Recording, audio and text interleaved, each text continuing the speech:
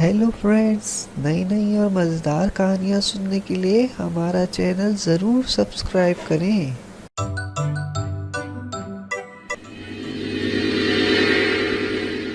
दादा जान, आज आप कौन सी कहानी सुनाने वाले हैं? बेटा तला, आज की कहानी का उन्वान है परी की जादुई छड़ी। रबिया को किताब पढ़ने का बहुत शौक था। ख़ास तौर पर परियों की कहानियाँ बड़ी रुग़बत और शौक़ से पढ़ती थी। एक दिन स्कूल से वापसी में इसने एक बुढ़िया को देखा जो कदरे परेशान मालूम हो रही थी। जब रबिया ने इनसे अहवाल पूछा तो उन्होंने बताया कि कुछ ख़ास मोती यहाँ गिर गए हैं जो सफ़ेद रंग के हैं और तादाद में 11 हैं। बूढ़ी औरत ने कहा कि बेटा, मेरी बीनाई कमज़ोर है और बीनाई कमज़ोर होने की वजह से वो मोती मुझे मिल नहीं रहे। रबिया ने उनकी मदद करने की ठान ली। काफ़ी तगो-दो के बाद इसने सारे मोती ढूंढकर बुढ़िया को दे दिए और जल्दी से घर के रास्ते पर गामज़न हुई। सारे रास्ते वो उन मोतियों के बारे में सोचती गई। इतने खूबसूरत और चमकीले, ख़ास ही कीमती मालूम होते थे। तभी तो बुढ़िया परेशान थी। वो स्कूल से छुट्टी के बाद काफ़ी वक्त लाइब्रेरी में गुजारती थी, इसलिए वो अक्सर घर देर से पहुंचती। रात के खाने के बाद थोड़ी देर घर की छत पर टहलना इसका मामूल था। आज काफ़ी खूबसूरत मौसम था, बिल्कुल साफ, शफाफ और दिलकश सा चाँद पूरे जोबन पर चमक रहा था। हर जानिब चाँद की चांदनी फैली हुई थी।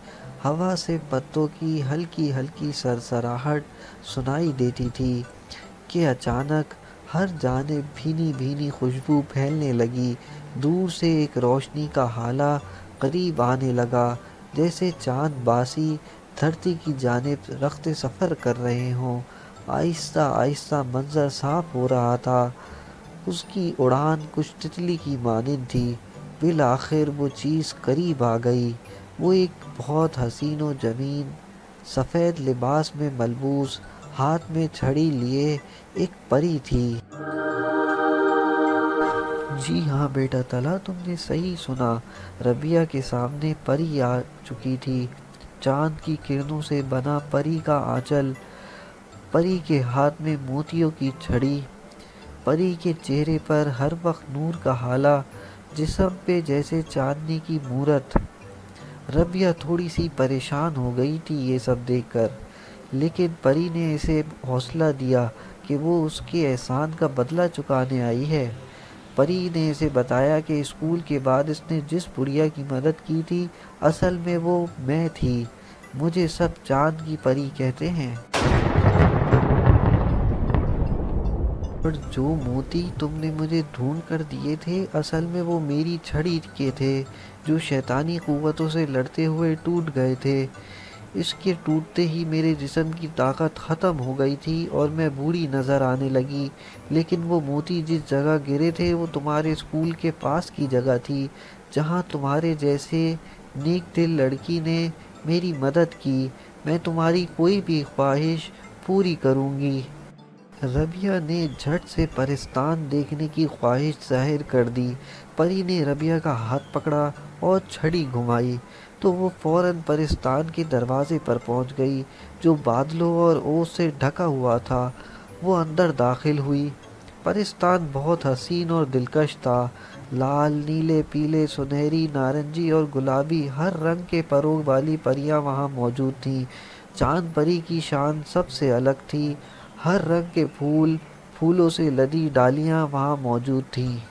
इसके साथ ही चांद परी ने एक शानदार दावत का इंतज़ाम किया, जिसमें सब परियों को दावत दी गई थी। खाने में शहद, अनवा इक़साम के फल और मिठाइयाँ पेश की गईं। फिर महल में घूमने के बाद वो एक लाइब्रेरी में गई, जहाँ उसने कहानियों की किताबें साथ ले जाने के लिए रख लीं। अब वापस जाने का वक्त आ गया था। रबिया सब परियों से बारी बारी मिली और चांद परी से जाने की इजाज़त चाही। फिर चांद परी ने छड़ी घुमाई और पलक झपकते में रबिया वापस अपने घर में मौजूद थी। جب ربیہ پرستان سے اپنے گھر پہنچی تو اس کے ہاتھ میں بہت سی کہانی کی کتابیں موجود تھیں جو چاند پری نے اسے تحفے میں دی تھیں، اور وہ یہ سب کتابیں دیکھ کر بہت خوش تھی۔ یہ دادا جان، ہمیں اس کہانی سے کمزور اور مظلوم لوگوں کی مدد کرنے کا سبق حاصل ہوتا ہے۔ شاباش تلا، تم نے میری کہانی سنانے کا مقصد پورا کر دیا۔